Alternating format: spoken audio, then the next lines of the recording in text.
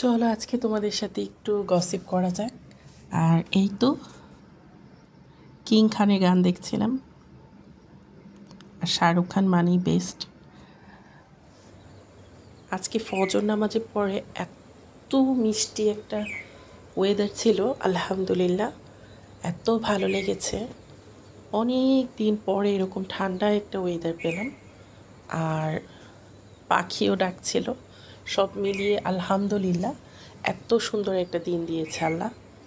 3 দিন অসুস্থ ছিলাম জ্বরে, আর রান্নাঘরের আশেপাশেও যেতে পারিনি। তো রাত থেকে আলহামদুলিল্লাহ পুরোপুরি সুস্থ হয়ে গিয়েছি। চিন্তা করলাম এখন যেহেতু সুস্থ হয়ে গিয়েছি, রান্নাটা আজকে একটু ভালো মন্দ করি। আর এখনকার জ্বর কিন্তু সিজনাল জ্বর, গরমের কারণে হচ্ছে। কিছুদিন ধরে বৃষ্টির কারণে ঠান্ডাও নেমেছে প্রচুর। আর এই তো তোমাদের সাথে আড্ডা দিতে চলে আসলাম। আসসালামু আলাইকুম, হ্যালো এভরিওয়ান। আর বাই দ্য ওয়ে, আমার কিন্তু এখনও ঠান্ডা আছে, আর উইকনেস তো আছেই।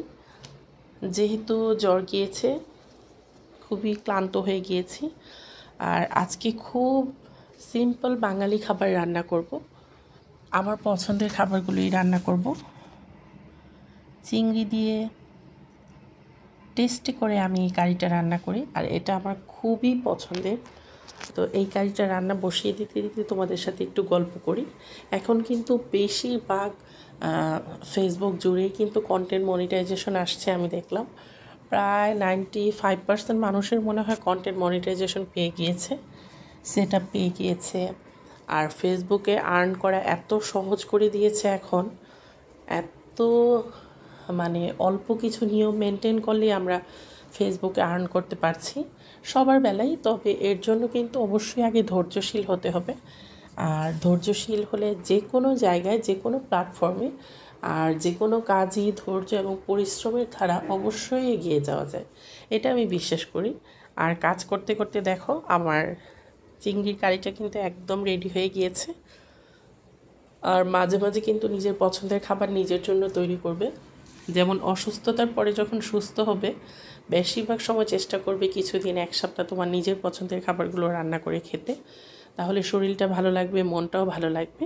আর এর মধ্যে আমি দেশি মুরগির কষানো মাংস বসিয়ে দিয়েছি। আবারও চলে আসলাম ফেসবুকের বিষয়ে। আর ফেসবুকে কিন্তু অবশ্যই কন্টেন্ট মনিটাইজেশন পেতে হলে কিন্তু কন্টেন্ট অনুযায়ী তোমাদেরকে মনিটাইজেশন পাওয়ার জন্য অবশ্যই ভিডিওগুলো সুন্দরভাবে মেক করে ছাড়তে হবে। আর সফলতা আসার জন্য একটু ওয়েট তো করতেই হবে।